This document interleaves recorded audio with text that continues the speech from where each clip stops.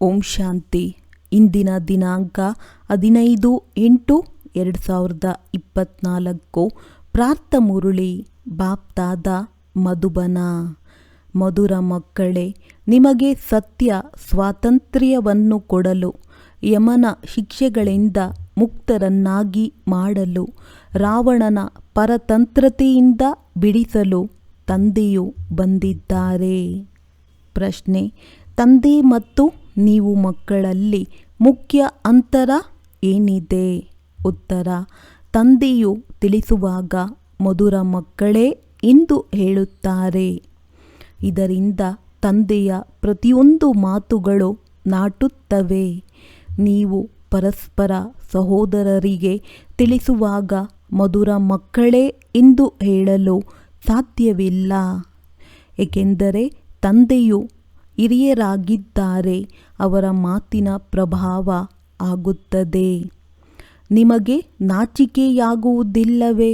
ನೀವು ಪತಿತರಾಗಿದ್ದೀರಿ, ಈಗ ಪಾವನರಾಗಿರಿ ಎಂದು ಅವರು ಮಕ್ಕಳಿಗೆ ಅರಿವು ಮೂಡಿಸುತ್ತಾರೆ. ಓಂ ಶಾಂತಿ. ಬೇಹದ್ದಿನ ಆತ್ಮಿಕ ತಂದೆಯು ಬೇಹದ್ದಿನ ಆತ್ಮಿಕ ಮಕ್ಕಳಿಗೆ ತಿಳಿಸುತ್ತಾರೆ. ಈಗ ಇದನ್ನು ಬೇಹದ್ದಿನ ತಂದೆ ಮತ್ತು ಬೇಹದ್ದಿನ ಮಕ್ಕಳೇ ತಿಳಿದುಕೊಂಡಿದ್ದೀರಿ. ಬೇರೆ ಯಾರೂ ಬೇಹದ್ದಿನ ತಂದೆಯನ್ನಾಗಲಿ ತಮ್ಮನ್ನು ಬೇಹದ್ದಿನ ಮಕ್ಕಳೆಂದಾಗಲಿ ತಿಳಿದುಕೊಂಡಿಲ್ಲ. ಬ್ರಹ್ಮ ಮುಖ ವಂಶಾವಳಿಗಳೇ ತಿಳಿದುಕೊಳ್ಳುತ್ತಾರೆ ಮತ್ತು ಒಪ್ಪುತ್ತಾರೆ. ಅನ್ಯ ಯಾರೂ ಒಪ್ಪುವುದಿಲ್ಲ. ಬ್ರಹ್ಮ ಅವಶ್ಯವಾಗಿ ಬೇಕು. ಇವರಿಗೆ ಆದಿದೇವನೆಂದು ಹೇಳುತ್ತಾರೆ. ಇವರಲ್ಲಿ ತಂದೆಯು ಪ್ರವೇಶ ಮಾಡಿದ್ದಾರೆ. ತಂದೆಯು ಬಂದು ಏನು ಮಾಡುತ್ತಾರೆ? ಪಾವನರಾಗಬೇಕೆಂದು ಹೇಳುತ್ತಾರೆ. ತಂದೆಯ ಶ್ರೀಮತವಾಗಿದೆ, ನಿಮ್ಮನ್ನು ಆತ್ಮನಿಶ್ಚಯ ಮಾಡಿಕೊಳ್ಳಿ. ಮಕ್ಕಳಿಗೆ ಆತ್ಮದ ಪರಿಚಯವನ್ನು ಕೊಟ್ಟಿದ್ದಾರೆ. ಆತ್ಮವು ಭ್ರುಕುಟಿಯ ಮಧ್ಯದಲ್ಲಿ ನಿವಾಸ ಮಾಡುತ್ತದೆ. ತಂದೆಯೇ ತಿಳಿಸಿದ್ದಾರೆ, ಆತ್ಮವು ಅವಿನಾಶಿಯಾಗಿದೆ. ಇದರ ಸಿಂಹಾಸನವು ಈ ವಿನಾಶಿ ಶರೀರವಾಗಿದೆ. ನಾವೆಲ್ಲ ಆತ್ಮರು ಪರಸ್ಪರ ಸಹೋದರರು. ಒಬ್ಬ ತಂದೆಯ ಮಕ್ಕಳಾಗಿದ್ದೇವೆಂದು ನಿಮಗೆ ಗೊತ್ತಿದೆ. ಈಶ್ವರ ಸರ್ವವ್ಯಾಪಿ ಎಂದು ಹೇಳುವುದು ತಪ್ಪಾಗಿದೆ. ನೀವಿದನ್ನು ಬಹಳ ಚೆನ್ನಾಗಿ ತಿಳಿಸುತ್ತೀರಿ. ಪ್ರತಿಯೊಬ್ಬರಲ್ಲಿ ಪಂಚವಿಕಾರಗಳು ಪ್ರವೇಶವಾಗಿದೆ ಎಂದು. ಅದಕ್ಕೆ ಇವರು ಸರಿಯಾಗಿ ಹೇಳುತ್ತಿದ್ದಾರೆ. ನಾವು ಸಹೋದರರಿಂದ ಮೇಲೆ ಅವಶ್ಯವಾಗಿ ಆಸ್ತಿ ಸಿಗಬೇಕು ಎಂದು ತಿಳಿದುಕೊಳ್ಳುತ್ತಾರೆ. ಆದರೆ ಇಲ್ಲಿಂದ ಹೊರಗೆ ಹೋದರೆ ಮಾಯೆಯ ಬಿರುಗಾಳಿಯಲ್ಲಿ ಹೋಗಿಬಿಡುತ್ತಾರೆ. ಕೆಲವರೇ ನಿಲ್ಲುತ್ತಾರೆ. ಎಲ್ಲ ಸ್ಥಾನಗಳಲ್ಲಿ ಇದೇ ರೀತಿಯಾಗುತ್ತದೆ. ಕೆಲವರು ಸ್ವಲ್ಪ ತಿಳಿದುಕೊಂಡರೂ ಹೆಚ್ಚು ತಿಳಿದುಕೊಳ್ಳಲು ಪ್ರಯತ್ನಿಸುತ್ತಾರೆ. ಯಾರಾದರೂ ತಿಳಿದುಕೊಳ್ಳದಿದ್ದರೆ ತಿಳಿಸಲೂ ಸಹ ಸಾಧ್ಯವಿಲ್ಲ. ನಿಮ್ಮಲ್ಲಿಯೂ ನಂಬರ್ ವಾರ್ ಇದ್ದಾರೆ. ತಿಳಿದುಕೊಳ್ಳುವವರು ಒಳ್ಳೆಯ ವ್ಯಕ್ತಿಯಾಗಿದ್ದರೆ ತಿಳಿಸಿಕೊಡಲು ಒಳ್ಳೆಯವರನ್ನೇ ಕಳುಹಿಸಲಾಗುತ್ತದೆ. ಇದರಿಂದ ಅವರು ಚೆನ್ನಾಗಿ ಅರ್ಥ ಮಾಡಿಕೊಳ್ಳುತ್ತಾರೆ. ಇದಂತೂ ಗೊತ್ತಿದೆ. ಹಿರಿಯ ವ್ಯಕ್ತಿಗಳು ಅಷ್ಟು ಬೇಗನೆ ತಿಳಿದುಕೊಳ್ಳುವುದಿಲ್ಲ. ಇವರು ತಿಳಿಸುವುದು ಬಹಳ ಚೆನ್ನಾಗಿದೆ. ತಂದೆಯ ಪೂರ್ಣ ಪರಿಚಯವನ್ನು ಕೊಡುತ್ತಾರೆ ಎಂದು ಅಭಿಪ್ರಾಯವನ್ನು ಹೇಳುತ್ತಾರೆ. ಆದರೆ ಅವರಿಗೆ ಬರಲು ಬಿಡುವಾದರೂ ಎಲ್ಲಿದೆ? ನೀವು ಹೇಳುತ್ತೀರಿ, ಬೇಹದ್ದಿನ ತಂದೆಯನ್ನು ನೆನಪು ಮಾಡಿದರೆ ವಿಕರ್ಮಗಳು ವಿನಾಶವಾಗುತ್ತವೆ. ತಂದೆಯು ಡೈರೆಕ್ಟ್ ನಾವು ಆತ್ಮಗಳೊಂದಿಗೆ ಮಾತನಾಡುತ್ತಾರೆಂದು ಈಗ ನೀವು ಮಕ್ಕಳು ತಿಳಿಯುತ್ತೀರಿ. ಸನ್ಮುಖದಲ್ಲಿ ಕೇಳಿದಾಗಲೇ ಬಾಣವು ಚೆನ್ನಾಗಿ ನಾಟುತ್ತದೆ. ನಾವು ಬ್ರಹ್ಮ ಕುಮಾರ ಕುಮಾರಿಯರ ಮೂಲಕ ಕೇಳುತ್ತೇವೆ.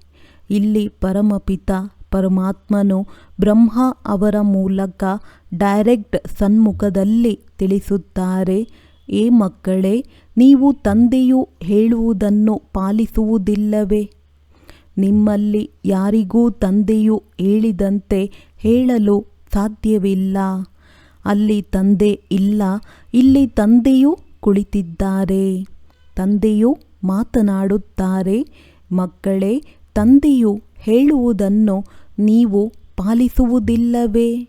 ಜ್ಞಾನವಿಲ್ಲದಿರುವಾಗಲೂ ತಂದೆಯು ತಿಳಿಸುವುದರಲ್ಲಿ ಮತ್ತು ಸಹೋದರರು ತಿಳಿಸುವುದರಲ್ಲಿ ಅಂತರವಿರುತ್ತದೆ. ತಂದೆ ತಿಳಿಸುವುದರಿಂದ ಎಷ್ಟು ಪ್ರಭಾವ ಆಗುತ್ತದೆ, ಅಷ್ಟು ಸಹೋದರರು ತಿಳಿಸುವುದರಲ್ಲಿ ಇಲ್ಲ. ತಂದೆಯಂತೂ ಹಿರಿಯರಾದರಲ್ಲವೇ?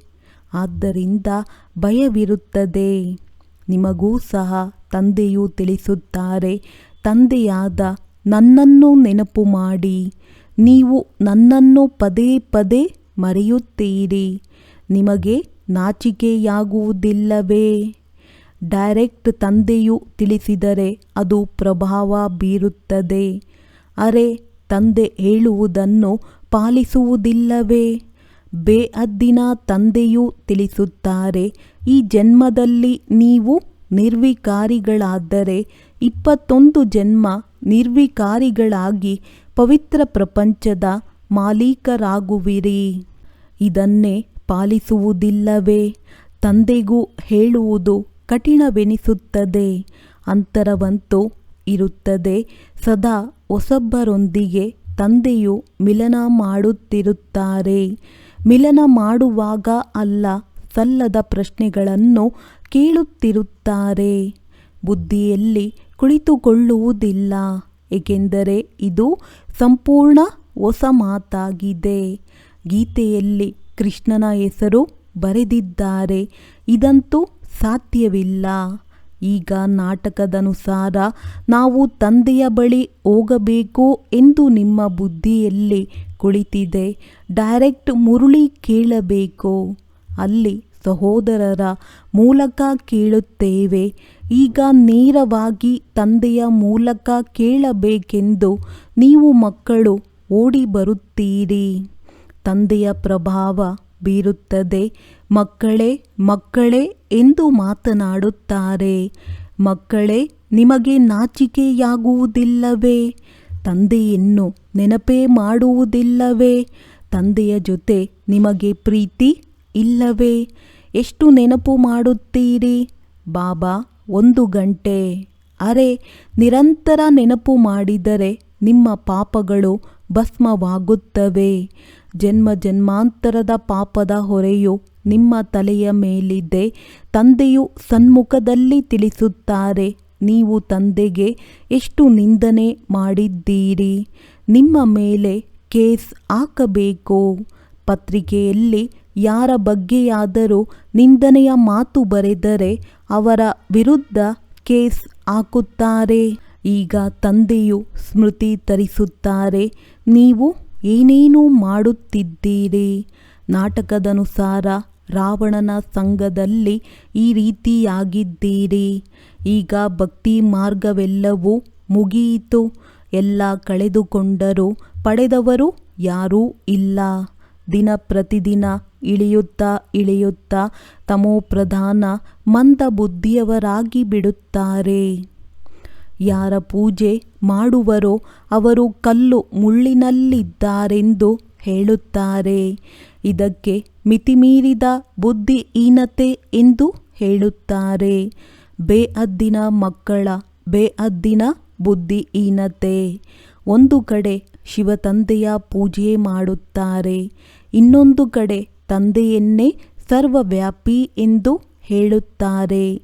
ಈಗ ನಿಮಗೆ ಸ್ಮೃತಿ ಬಂದಿದೆ, ಎಷ್ಟು ಬುದ್ಧಿಹೀನ ಕಾರ್ಯ ಮಾಡಿದೆವು, ತಂದೆಯ ನಿಂದನೆ ಮಾಡಿದೆವೋ ಎಂದು. ಈಗ ನೀವು ಮಕ್ಕಳು ತಿಳಿದುಕೊಂಡಿರುವುದರಿಂದ ಭಿಕಾರಿಯಿಂದ ರಾಜಕುಮಾರರಾಗುವ ಪುರುಷಾರ್ಥ ಮಾಡುತ್ತಿದ್ದೀರಿ. ಶ್ರೀಕೃಷ್ಣನು ಸತ್ಯಯುಗದ ರಾಜಕುಮಾರನಾಗಿದ್ದಾನೆ. ಕೃಷ್ಣನಿಗೆ 16,108 ರಾಣಿಯರಿದ್ದರು, ಮಕ್ಕಳಿದ್ದರು ಎಂದು ಹೇಳುತ್ತಾರೆ. ಈಗ ನಿಮಗೆ ನಾಚಿಕೆಯಾಗುತ್ತದೆ. ಯಾರಾದರೂ ಪಾಪ ಮಾಡಿದರೆ ಭಗವಂತನ ಮುಂದೆ ಕಿವಿ ಹಿಡಿದುಕೊಂಡು, ಹೇ ಭಗವಂತ, ದೊಡ್ಡ ತಪ್ಪಾಯಿತು, ದಯೆ ತೋರಿ ಕ್ಷಮೆ ಮಾಡಿ ಎಂದು ಹೇಳುತ್ತಾರೆ. ನೀವು ಎಷ್ಟು ದೊಡ್ಡ ತಪ್ಪು ಮಾಡಿದ್ದೀರಿ. ತಂದೆಯು ತಿಳಿಸುತ್ತಾರೆ, ನಾಟಕದಲ್ಲಿಯೇ ಹೀಗಿದೆ. ಯಾವಾಗ ನೀವು ಈ ರೀತಿಯಾಗುತ್ತೀರಿ ಆಗ ನಾನು ಬರುತ್ತೇನೆ. ಈಗ ತಂದೆಯು ತಿಳಿಸುತ್ತಾರೆ, ನೀವು ಎಲ್ಲ ಧರ್ಮದವರ ಕಲ್ಯಾಣ ಮಾಡಬೇಕಾಗಿದೆ. ಯಾವ ತಂದೆ ಸರ್ವರ ಸದ್ಗತಿ ಮಾಡುವರೋ ಅವರನ್ನೇ ಸರ್ವಧರ್ಮದವರು ಸರ್ವವ್ಯಾಪಿ ಎಂದು ಹೇಳುತ್ತಾರೆ. ಇದನ್ನು ಎಲ್ಲಿಂದ ಕಲಿತಿರಿ? ಭಗವಾನುವಾಚ, ನಾನು ಸರ್ವವ್ಯಾಪಿ ಅಲ್ಲ. ನಿಮ್ಮ ಕಾರಣದಿಂದ ಅನ್ಯರದ್ದು ಇಂತಹ ಸ್ಥಿತಿಯಾಗಿದೆ. ಹೇ ಪತಿತ ಪಾವನ ಎಂದು ಕರೆಯುತ್ತಾರೆ, ಆದರೆ ತಿಳಿದುಕೊಂಡಿಲ್ಲ. ಯಾವಾಗ ನಾವು ಮೊಟ್ಟ ಮೊದಲು ಮನೆಯಿಂದ ಬಂದಾಗ ಪತಿತರಾಗಿದ್ದೇವೇನೋ? ದೇಹಾಭಿಮಾನದ ಕಾರಣ ಪತಿತರಾದೆವು. ಯಾವುದೇ ಧರ್ಮದವರು ಬಂದರೆ ಅವರನ್ನು ಪ್ರಶ್ನಿಸಬೇಕು. ಪರಮಪಿತ ಪರಮಾತ್ಮನ ಪರಿಚಯ ನಿಮಗಿದೆಯೇ? ಅವರು ಯಾರು, ಎಲ್ಲಿ ನಿವಾಸ ಮಾಡುತ್ತಾರೆ ಎಂದು. ಆಗ ಅವರು ಮೇಲಿದ್ದಾರೆ ಅಥವಾ ಸರ್ವವ್ಯಾಪಿ ಎಂದು ಹೇಳುತ್ತಾರೆ. ತಂದೆಯು ತಿಳಿಸುತ್ತಾರೆ, ನಿಮ್ಮ ಕಾರಣ ಇಡೀ ಪ್ರಪಂಚಕ್ಕೆ ನಷ್ಟವಾಗಿದೆ. ಅದಕ್ಕೆ ನಿಮಿತ್ತರು ನೀವಾಗಿದ್ದೀರಿ. ಎಲ್ಲರಿಗೂ ತಿಳಿಸಬೇಕಾಗಿದೆ, ನಾಟಕದನುಸಾರವಾಗಿಯೇ ಆಗುತ್ತದೆಯಾದರೂ ನೀವು ಪತಿತರಾದಿರಿ ಅಲ್ಲವೇ? ಎಲ್ಲರೂ ಪಾಪಾತ್ಮರಾಗಿದ್ದಾರೆ, ಈಗ ಪುಣ್ಯಾತ್ಮರಾಗಲು ಕರೆಯುತ್ತಾರೆ. ಎಲ್ಲ ಧರ್ಮದವರು ಮುಕ್ತಿಧಾಮ ಮನೆಗೆ ಹೋಗಬೇಕಾಗಿದೆ. ಅಲ್ಲಿ ಪವಿತ್ರರಾಗುತ್ತೀರಿ. ಇದು ನಾಟಕದಲ್ಲಿ ಮಾಡಲ್ಪಟ್ಟಿದೆ. ತಂದೆ ಬಂದು ಅದನ್ನು ತಿಳಿಸುತ್ತಾರೆ. ಈ ಜ್ಞಾನವು ಎಲ್ಲ ಧರ್ಮದವರಿಗೆ ಇದೆ. ತಂದೆಯ ಬಳಿ ಸಮಾಚಾರವೂ ಬಂದಿತು. ಒಬ್ಬ ಆಚಾರ್ಯರು ಹೇಳಿದರು, ನೀವೆಲ್ಲ ಆತ್ಮರು ಪರಮಾತ್ಮನೆಂದು ತಿಳಿದು ನಿಮಗೆ ನಮಸ್ಕಾರ ಮಾಡುತ್ತೇನೆ. ಹಾಗಾದರೆ ಇಷ್ಟೆಲ್ಲ ಪರಮಾತ್ಮರು ಇದ್ದಾರೇನೋ? ಸ್ವಲ್ಪವೂ ತಿಳಿದಿಲ್ಲ. ಯಾರು ಹೆಚ್ಚು ಭಕ್ತಿ ಮಾಡಿಲ್ಲವೋ ಅವರು ಇಲ್ಲಿ ಉಳಿಯುವುದಿಲ್ಲ. ನಂತರವಾದರೂ ಎಲ್ಲಿಗೆ ಹೋಗುತ್ತಾರೆ? ಬೇರೆ ಯಾವ ಅಂಗಡಿಯೂ ಇಲ್ಲ. ಮನುಷ್ಯರು ಬಹಳ ಬೇಗನೆ ಅರಿತುಕೊಳ್ಳುವಂತಹ ಯುಕ್ತಿಯನ್ನು ರಚಿಸಬೇಕು. ಇದನ್ನು ತಿಳಿಸಿ ತಂದೆಯನ್ನು ನೆನಪು ಮಾಡಿ. ನೀವೇ ಪೂರ್ಣ ನೆನಪು ಮಾಡದಿದ್ದರೆ ನಿಮ್ಮ ಬಾಣ ಹೇಗೆ ನಾಟುತ್ತದೆ? ಅದಕ್ಕೆ ತಂದೆಯು ತಿಳಿಸುತ್ತಾರೆ, ಮಕ್ಕಳೇ, ನೆನಪಿನ ಚಾರ್ಟ್ ಇಡಿ. ಪಾವನರಾಗುವುದೇ ಮುಖ್ಯವಾದ ಮಾತಾಗಿದೆ. ಎಷ್ಟು ಪಾವನರಾಗುತ್ತೀರಿ ಅಷ್ಟು ಜ್ಞಾನವು ಧಾರಣೆಯಾಗುವುದು, ಖುಷಿಯೂ ಇರುವುದು. ನಾವು ಎಲ್ಲರ ಉದ್ಧಾರ ಮಾಡಬೇಕೆಂದು ನೀವು ಮಕ್ಕಳಿಗೆ ಬಹಳ ಖುಷಿ ಇರಬೇಕು. ಏಕೆಂದರೆ ತಂದೆಯೇ ಬಂದು ಸದ್ಗತಿ ಮಾಡುತ್ತಾರೆ. ತಂದೆಗೆ ಖುಷಿ ಮತ್ತು ಚಿಂತೆಯ ಮಾತಿಲ್ಲ. ನಾಟಕವು ಮಾಡಲ್ಪಟ್ಟಿದೆ ಎಂದ ಮೇಲೆ ನಿಮಗೂ ಚಿಂತೆ ಇರಬಾರದು. ತಂದೆಯು ಸಿಕ್ಕಿದ್ದಾರೆ ಎಂದ ಮೇಲೆ ಇನ್ನೇನು ಬೇಕು? ಕೇವಲ ತಂದೆಯ ಮಾತಿನಂತೆ ನಡೆಯಬೇಕು. ಈ ತಿಳುವಳಿಕೆಯೂ ಸಹ ಈಗ ಸಿಗುತ್ತದೆ. ಸತ್ಯಯುಗದಲ್ಲಿ ಸಿಗುವುದಿಲ್ಲ. ಅಲ್ಲಿ ಜ್ಞಾನದ ಮಾತೇ ಇರುವುದಿಲ್ಲ. ಇಲ್ಲಿ ನಿಮಗೆ ಬೇಹದ್ದಿನ ತಂದೆ ಸಿಕ್ಕಿದ್ದಾರೆ. ಆದ್ದರಿಂದ ನಿಮಗೆ ಹೆಚ್ಚಿನ ಖುಷಿ ಇರಬೇಕು. ತಂದೆಯು ತಿಳಿಸುತ್ತಾರೆ, ವಿದೇಶದಲ್ಲಿಯೂ ಸಹ ಹೋಗಿ ನೀವು ಇದನ್ನು ತಿಳಿಸಬೇಕು. ಎಲ್ಲ ವರ್ಗದವರ ಮೇಲೆ ನಿಮಗೆ ದಯೆ ಬರುತ್ತದೆ. ಹೇ ಭಗವಂತ, ದಯೆ ತೋರಿಸು, ಆಶೀರ್ವಾದ ಮಾಡು, ದುಃಖದಿಂದ ಬಿಡಿಸು ಎಂದು ಎಲ್ಲರೂ ಕರೆಯುತ್ತಾರೆ. ಆದರೆ ಏನನ್ನೂ ತಿಳಿದುಕೊಂಡಿಲ್ಲ. ತಂದೆ ಅನೇಕ ಪ್ರಕಾರದ ಯುಕ್ತಿಯನ್ನು ತಿಳಿಸುತ್ತಾರೆ. ಆದ್ದರಿಂದ ಎಲ್ಲರಿಗೂ ಇದನ್ನು ತಿಳಿಸಬೇಕು. ನೀವು ರಾವಣನ ಬಂಧನದಲ್ಲಿದ್ದೀರಿ. ನಮಗೆ ಸ್ವಾತಂತ್ರ್ಯವೂ ಸಿಗಬೇಕೆಂದು ಹೇಳುತ್ತಾರೆ. ಆದರೆ ವಾಸ್ತವಿಕವಾಗಿ ಸ್ವಾತಂತ್ರ್ಯವೆಂದು ಯಾವುದಕ್ಕೆ ಹೇಳುತ್ತಾರೆ ಎಂಬುದನ್ನು ತಿಳಿದುಕೊಂಡಿಲ್ಲ. ರಾವಣನ ಬಂಧನದಲ್ಲಿ ಎಲ್ಲರೂ ಬಂಧಿತರಾಗಿದ್ದಾರೆ. ಈಗ ಸ್ವಾತಂತ್ರ್ಯವನ್ನು ಕೊಡಲು ತಂದೆ ಬಂದಿದ್ದಾರೆ. ಆದರೂ ಸಹ ರಾವಣನ ರಾಜ್ಯದಲ್ಲಿ ಪರತಂತ್ರರಾಗಿ ಪಾಪ ಮಾಡುತ್ತಿರುತ್ತಾರೆ. ಸತ್ಯ ಸ್ವಾತಂತ್ರ್ಯ ಯಾವುದು? ಇದನ್ನು ಮನುಷ್ಯರಿಗೆ ತಿಳಿಸಬೇಕಾಗಿದೆ.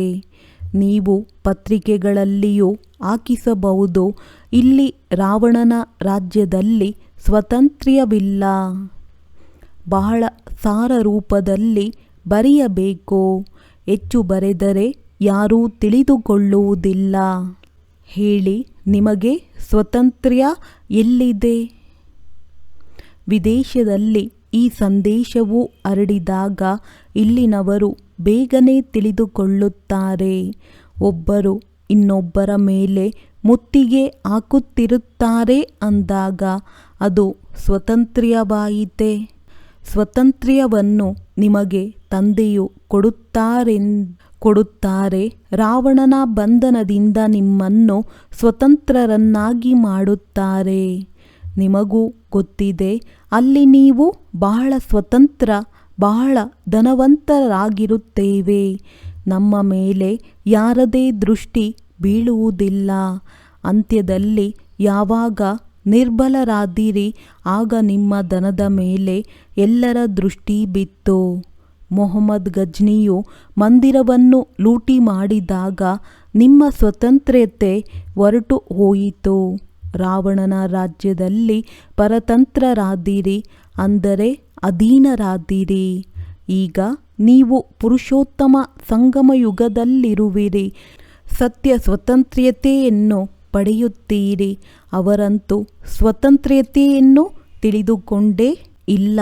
ಆದ್ದರಿಂದ ಈ ಯುಕ್ತಿಯನ್ನು ತಿಳಿಸಬೇಕು.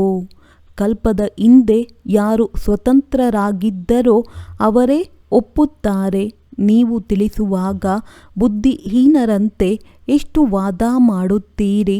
ಸಮಯ ವ್ಯರ್ಥ ಮಾಡುವವರ ಜೊತೆ ಮಾತನಾಡಲು ಇಷ್ಟವಾಗುವುದಿಲ್ಲ. ತಂದೆಯು ಬಂದು ಸ್ವಾತಂತ್ರ್ಯವನ್ನು ನೀಡುತ್ತಾರೆ. ರಾವಣ ಅಧೀನತೆಯಲ್ಲಿ ದುಃಖವಿದೆ, ಅಪಾರವಾದ ದುಃಖವಿದೆ. ತಂದೆಯು ಆ ರಾಜ್ಯದಲ್ಲಿ ನಾವು ಎಷ್ಟು ಸ್ವತಂತ್ರರಾಗಿರುತ್ತೇವೆ. ಯಾವಾಗ ನಾವು ಪವಿತ್ರ ದೇವತೆಗಳಾಗುತ್ತೇವೆ ಆಗ ನಾವು ರಾವಣ ರಾಜ್ಯದಿಂದ ಮುಕ್ತರಾಗುತ್ತೇವೆ. ಅದಕ್ಕೆ ಸ್ವಾತಂತ್ರ್ಯವೆಂದು ಹೇಳುತ್ತಾರೆ. ಸತ್ಯವಾದ ಸ್ವಾತಂತ್ರ್ಯವನ್ನು ತಂದೆಯೇ ಬಂದು ಕೊಡುತ್ತಾರೆ. ಈಗಂತೂ ಪರರಾಜ್ಯದಲ್ಲಿ ಎಲ್ಲರೂ ದುಃಖಿಯಾಗಿದ್ದಾರೆ. ಇದು ಸ್ವಾತಂತ್ರ್ಯ ಸಿಗುವ ಸಂಗಮಯುಗವಾಗಿದೆ. ವಿದೇಶಿ ಸರ್ಕಾರ ಹೋದರೆ ನಾವು ಸ್ವತಂತ್ರರು ಎಂದು ತಿಳಿಯುತ್ತಾರೆ. ಈಗ ನೀವು ತಿಳಿದುಕೊಂಡಿದ್ದೀರಿ. ಎಲ್ಲಿಯವರೆಗೆ ಪಾವನರಾಗುವುದಿಲ್ಲ ಅಲ್ಲಿಯವರೆಗೆ ಸ್ವತಂತ್ರರೆಂದು ಹೇಳುವುದಿಲ್ಲ. ಪುನಃ ಯಮನ ಶಿಕ್ಷೆಯನ್ನು ಅನುಭವಿಸಬೇಕಾಗುತ್ತದೆ. ಪದವಿಯು ಭ್ರಷ್ಟವಾಗುತ್ತದೆ. ತಂದೆಯು ಮನೆಗೆ ಕರೆದುಕೊಂಡು ಹೋಗಲು ಬರುತ್ತಾರೆ. ಅಲ್ಲಿ ಎಲ್ಲರೂ ಸ್ವತಂತ್ರರಿರುತ್ತಾರೆ. ನೀವು ಎಲ್ಲ ಧರ್ಮದವರಿಗೆ ತಿಳಿಸಿ, ನೀವು ಆತ್ಮ ಆಗಿರುವಿರಿ. ಮುಕ್ತಿಧಾಮದಿಂದ ಪಾತ್ರ ಮಾಡಲು ಬಂದಿರುವಿರಿ. ಸುಖಧಾಮದಿಂದ ಪುನಃ ದುಃಖಧಾಮಕ್ಕೆ, ತಮೋಪ್ರಧಾನ ಪ್ರಪಂಚಕ್ಕೆ ಬಂದು ಬಿಟ್ಟಿದ್ದೀರಿ. ತಂದೆಯು ತಿಳಿಸುತ್ತಾರೆ, ನೀವು ನನ್ನ ಸಂತಾನರಾಗಿದ್ದೀರಿ. ರಾವಣನ ಸಂತಾನರೇನು? ನಾನು ನಿಮಗೆ ರಾಜ್ಯಭಾಗ್ಯವನ್ನು ಕೊಟ್ಟು ಹೋಗಿದ್ದೆನು. ನೀವು ನಿಮ್ಮ ರಾಜ್ಯದಲ್ಲಿ ಎಷ್ಟು ಸ್ವತಂತ್ರರಾಗಿದ್ದೀರಿ. ಈಗ ಮತ್ತೆ ಅಲ್ಲಿಗೆ ಹೋಗಲು ಪಾವನರಾಗಬೇಕು. ನೀವು ಎಷ್ಟು ಧನವಂತರಾಗುತ್ತೀರಿ. ಅಲ್ಲಿ ಹಣದ ಚಿಂತೆಯೇ ಇರುವುದಿಲ್ಲ. ಬಡವರಾಗಿದ್ದರೂ ಚಿಂತೆ ಇರುವುದಿಲ್ಲ. ಸುಖಿಯಾಗಿರುತ್ತೀರಿ. ಚಿಂತೆಯು ಇಲ್ಲಿರುತ್ತದೆ. ಬಾಕಿ ರಾಜಧಾನಿಯಲ್ಲಿ ನಂಬರ್ವಾರ್ ಪದವಿಗಳಿರುತ್ತವೆ. ಸೂರ್ಯವಂಶಿ ರಾಜರ ತರಹ ಎಲ್ಲರೂ ಆಗುವುದಿಲ್ಲ.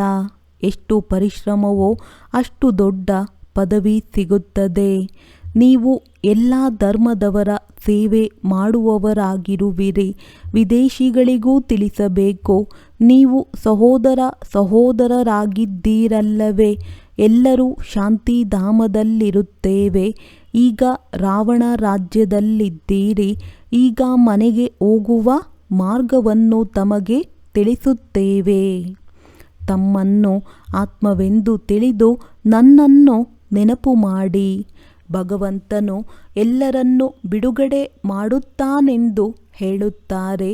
ಆದರೆ ಹೇಗೆ ಬಿಡಿಸುತ್ತಾನೆಂದು ಯಾರಿಗೂ ತಿಳಿದಿಲ್ಲ. ಮಕ್ಕಳು ಎಲ್ಲಾದರೂ ತಬ್ಬಿಬ್ಬರಾದಾಗ ಬಾಬಾ ನಮ್ಮನ್ನು ಮುಕ್ತ ಮಾಡಿ ತಮ್ಮ ಮನೆಗೆ ಕರೆದುಕೊಂಡು ಹೋಗಿ ಎಂದು ಹೇಳುತ್ತಾರೆ. ಹೇಗೆ ನೀವು ಹಿಮದಲ್ಲಿ ಕಾಡಿನಲ್ಲಿ ಸಿಕ್ಕಿ ಹಾಕಿಕೊಂಡಿದ್ದೀರಿ.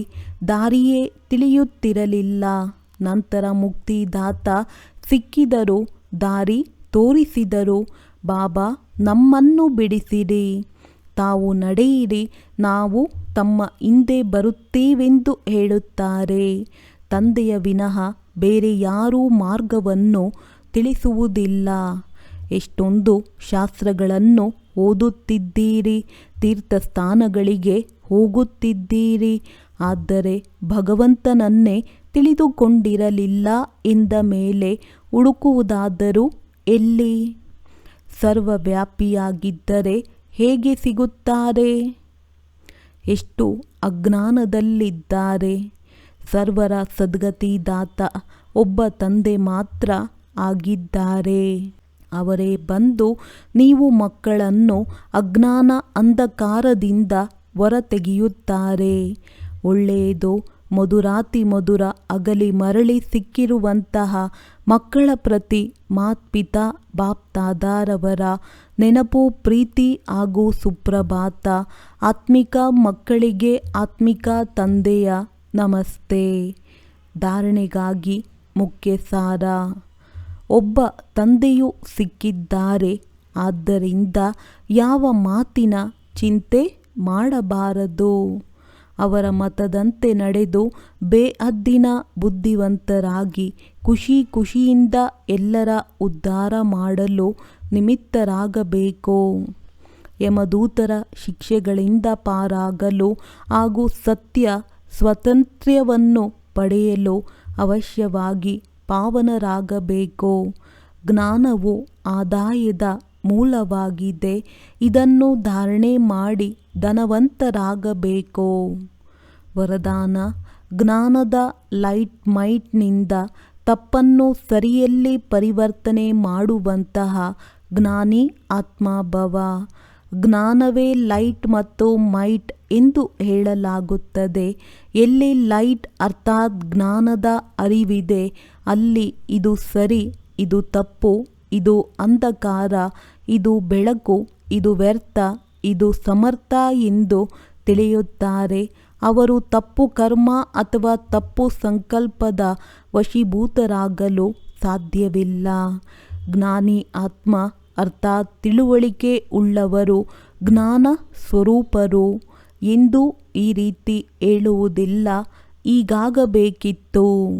ಆದರೆ ಅವರ ಬಳಿ ತಪ್ಪನ್ನು ಸರಿಯಲ್ಲಿ ಪರಿವರ್ತನೆ ಮಾಡುವಂತಹ ಶಕ್ತಿ ಇರುತ್ತದೆ. ಸ್ಲೋಗನ್: ಯಾರು ಸದಾ ಶುಭಚಿಂತಕರು ಮತ್ತು ಶುಭ ಚಿಂತನೆಯಲ್ಲಿರುತ್ತಾರೆ ಅವರು ವ್ಯರ್ಥ ಚಿಂತನೆಯಿಂದ ಮುಕ್ತರಾಗಿರುತ್ತಾರೆ. ಒಳ್ಳೆಯದು. ಓಂ ಶಾಂತಿ.